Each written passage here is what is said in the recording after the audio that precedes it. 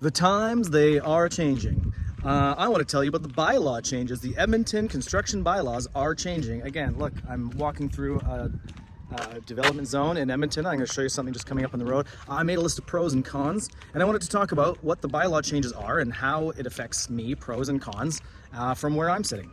What they're essentially doing is capping the units and the dwelling limits on interior lots. Corners like this one behind me can still go with the same old algorithm of the RS zone, and they can comfortably house 8 units. But 8 units on some of these interior lots are quite large buildings. There's been some pushback from the community, and they want a maximum of 6 dwellings on interior lots. So that has some repercussions to me and the people around me as real estate investors and developers. So I'm going to start with the cons. So a big con is people that have purchased interior lots retail price with the intent to develop them into 8 units, and now they can't. So with the property values maybe going down, they might be in some trouble. Another con is that a lot of the feasibility studies that have been done on these interior lots are now down the tubes. Maybe a waste of time and money.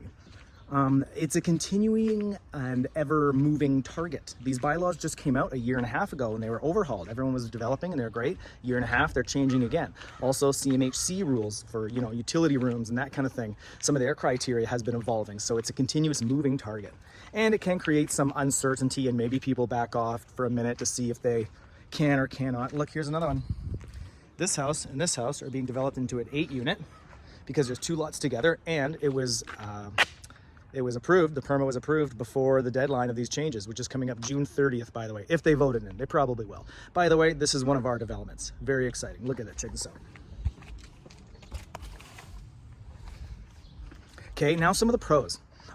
Some of the DPs that have already been approved are going to still move ahead as they were. 8 units, interior lots, love it. One of the pros is that we're ahead of the stuff. Our partners have expert boots on the ground to make sure that we're ahead of the stuff. We know the stuff. We got some stuff approved, and we do have the ability to pivot. Another one is that we have the ability to pivot.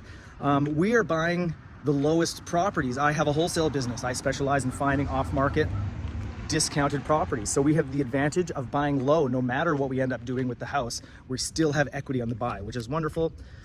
Properties are always positive. The properties that we choose to purchase and develop in the future with our partners are always positive cash flow, and they're sitting comfortably with equity and positive. So worst case scenario, we do nothing and the house just keeps performing.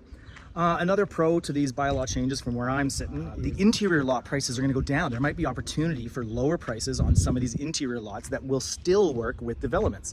And after looking at all these zoning analysis and being a member of IDEA and being in the loop, it's very easy to tell what these interior lots are able of, and we're able to make that decision really quick whether it's something that'll work or not. Our partners are in the know. Another pro is that we're ahead of this. This is just a video I decided to do to fill everyone in, but our partners know the vote is coming up and we're on top of it. The houses are performing, everybody's in the know and happy. We've got ahead of it. And the last pro I got is that maybe there'll be some less angry neighbors. Some people that don't get this Titanic of a building put next to them will be less angry. Another example of why we're buying low and that's helping us is that we bought so low this property a couple years ago. We just had someone come right out of the blue and just offer us a price for that property. We wanted to keep it and develop it, but we can't ignore the price that some people are paying for these corner lots. So selling at retail price makes me and the partner that we're in on this property a lot of profit, which is good. Buying low, and it's renting great. So that was a hard decision, but we got it. We got an offer to sell, which is kind of cool. Also, we're providing all these discounted condos to watchers on the newsletter, on the deal alerts.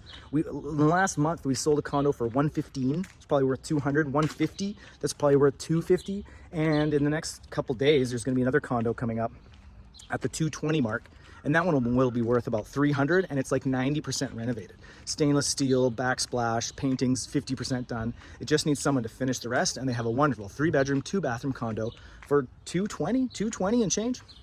Anyways, that's what's happening with the bylaws. That's what I see from where I'm at. That's some of the activity we got on. If you want to get on a deal alert, I probably put it on the screen already. Thanks for watching. New bylaw changes. Follow that moving target.